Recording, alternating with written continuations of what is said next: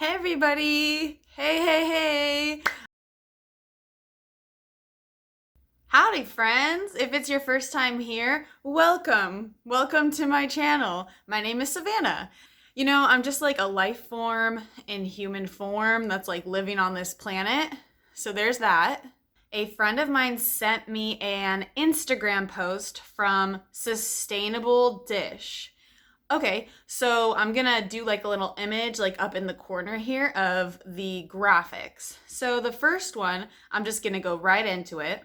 There is no possible way to grow food without causing death. It's impossible. Here's the thing, like, yes, it is impossible to grow food without causing death to any number of a variety of life forms. That's true.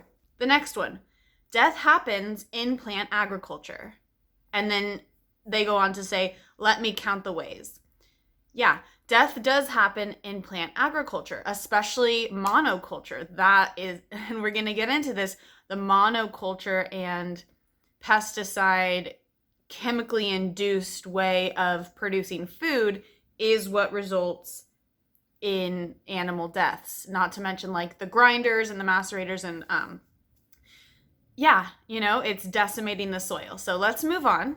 First, you need to make a field. Crop fields aren't natural. Those perfect little circles and squares of one crop aren't nature. They're man. Yeah, I totally agree with that. And that's exactly what I'm saying. That is paving over the land and putting up like one crop and farming it intensively, which is going to decimate the soil. It's going to get rid of a bunch of different critters that live there. It's going to get rid of like the ground critters like the mice and the squirrels and the lizards or whoever else lives there. Yeah, because it's man-made. I totally agree with that. Once all trees are cut and life is removed, it's time to plow up the soil. This releases carbon and kills lots of life living close to the surface. Small critters that live underground are decimated and chopped up. Next, it's time to plant. And don't forget, you need to fertilize. If not with chemicals, then with organic tools like blood meal, bone meal, and fish emulsion.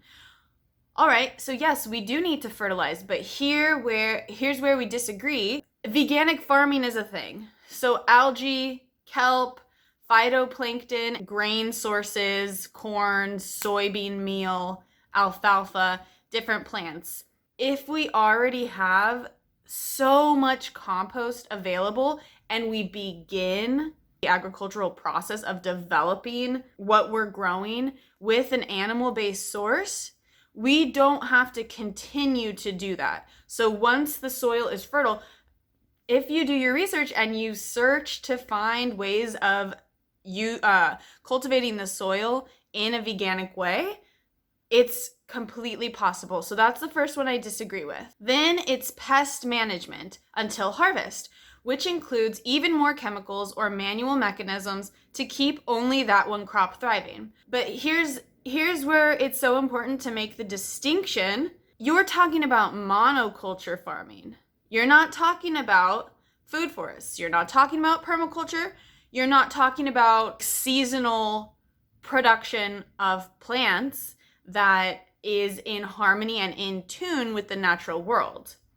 So what you're saying is true, but I think that there's a really important distinction to be made between monocrop farming, which of course is going to increase the chances that pests are going to want to attack the crop, and then you're going to spray it, the soil's going to get decimated, the plant's going to be nasty for us, and of course it's going to hurt a bunch of different living beings. Furthermore, when we strip away an ecosystem to plant grains and vegetables, we're removing the natural cover that animals like field mice have, making it much easier for a hawk to swoop down and pluck its lunch. Not all plant farming, not even all, I don't know too much about grain farming, but I know that if we are taking the necessary steps to make sure that there is ground coverage for these types of animals who may or may not just go ahead and navigate or gravitate towards a different environment that is more suited.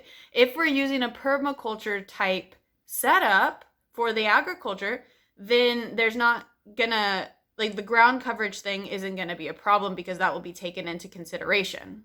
Exposing that mouse was the result of human interventions.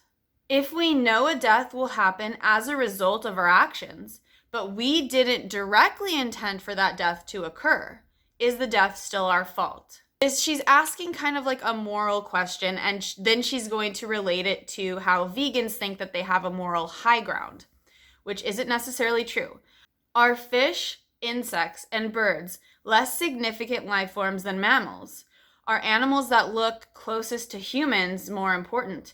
Is sentience the only value a being can have? Well, no, absolutely not. That's not what I think. I believe that all life forms are worthy of respect.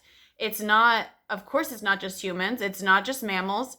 And yeah, of course, fish, insects, birds, significant life forms is a term that she uses, which I don't think is accurate, because I think all life forms are significant in that they exist and they make up the ecosystem. And I think that all beings, not just animals, not just human beings, are worthy of consideration. And as humans, we have that opportunity to use our intelligence, use our intellect, and use the capacity for teamwork and the capacity to understand the natural rhythms of the environment that we're trying to cultivate food in. Yeah, it is our responsibility to consider all aspects of harm.